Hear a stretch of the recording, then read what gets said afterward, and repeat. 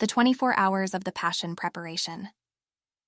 Before each hour, O my Lord Jesus Christ, prostrate in your divine presence, I implore your most loving heart to admit me to the sorrowful meditation of the 24 hours in which for love of us you wanted to suffer so much in your adorable body and in your most holy soul, unto death on the cross.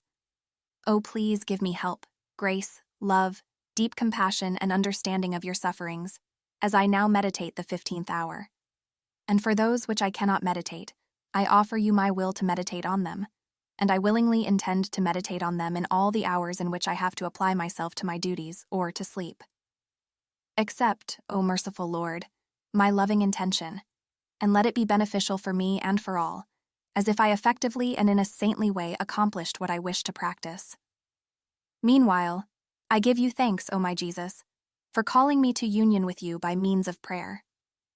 And to please you more, I take your thoughts, your tongue, your heart, and with this I intend to pray, fusing all of myself in your will and in your love, and stretching out my arms to hug you, I place my head on your heart, and I begin. 15th hour, from 7 to 8 a.m. Jesus before Pilate. Pilate sends him to Herod, my bound good. Jesus, your enemies, together with the priests, present you to Pilate, and faking sanctity and scrupulousness because they have to celebrate the Passover, they remain outside the lobby. And you, my love, seeing the depth of their malice, repair for all the hypocrisies of the religious body. I too repair together with you. But while you occupy yourself with their good, they begin to accuse you before Pilate, vomiting all the poison they have against you. Showing himself unsatisfied with the accusations they make against you, Pilate calls you aside, to be able to condemn you with reason, and alone he examines you and asks you, "Are you the King of the Jews?" And you, Jesus, my true King, answer, "My kingdom is not of this world. Otherwise, thousands of legions of angels would defend me." And Pilate, moved by the sweetness and the dignity of your words, surprised, says to you, "So you are king." And you say it, "I am, and I have come into the world to teach the truth." And Pilate, without wanting to know anything else, convinced of your innocence, goes out to the lobby and says, "I find no guilt in this man." Enraged, the Jews accuse you of many other things, and you remain silent. You do not defend yourself. You repair for the weaknesses of the judges when they are faced by the arrogant. You repair for their injustices, and you pray for the innocent, oppressed, and abandoned. Then, seeing the fury of your enemies, Pilate sends you to Herod to get rid of you. Jesus before Herod, my divine King, I want to repeat your prayers and reparations as I accompany you to Herod.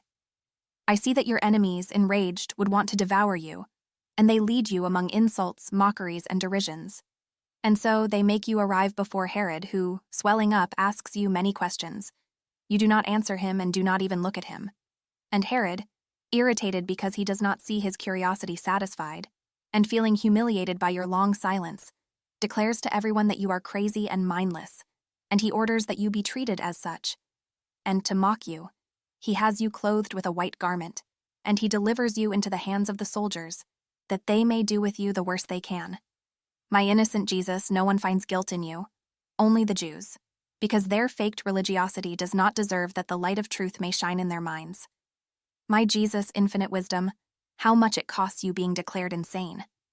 Abusing you, the soldiers cast you to the ground, trample you, smear you with spit, despise you, beat you with rods, and the blows are so many that you feel you are dying. The pains, the ignominies, the humiliations they inflict on you are so great and so many that the angels weep and cover their face with their wings in order not to see them. My crazy Jesus, I too want to call you crazy, but crazy with love. And your folly of love is such that instead of becoming upset, you pray and repair for the ambitions of the kings and of the leaders, who aspire to kingdoms for the ruin of the peoples, for the many slaughters they cause, and the so much blood they cause to be shed for their whims, for the sins committed in the courts, in the palaces, and in the militia. My Jesus, how tender it is to see you pray and repair in the midst of so many outrages.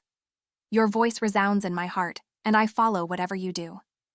And now let me place myself at your side, share in your pains, and console you with my love. And driving the enemies away from you, I take you in my arms to refresh you and to kiss your forehead. My sweet love, I see that they give you no peace. Herod sends you to Pilate. If coming was painful, going back will be more tragic, because I see that the Jews are more furious than before, and they are determined to make you die at any cost.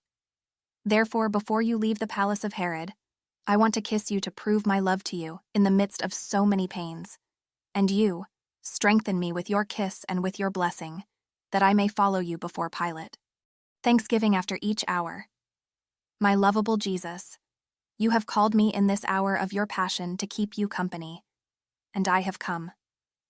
I seemed to hear you praying, repairing and suffering, in anguish and sorrow, pleading for the salvation of souls in the most touching and eloquent voices. I tried to follow you in everything, and now, having to leave you for my usual occupations, I feel the duty to say to you, thank you, and I bless you.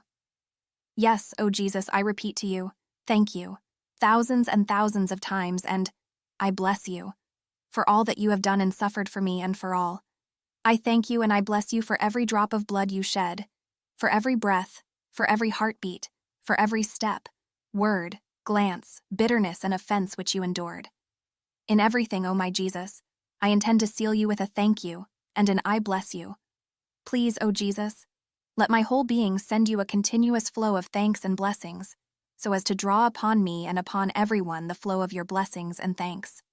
Oh, please, O Jesus, press me to your heart and with your most holy hand seal every particle of my being with your I bless you, so that nothing other than a continuous hymn to you may come from me.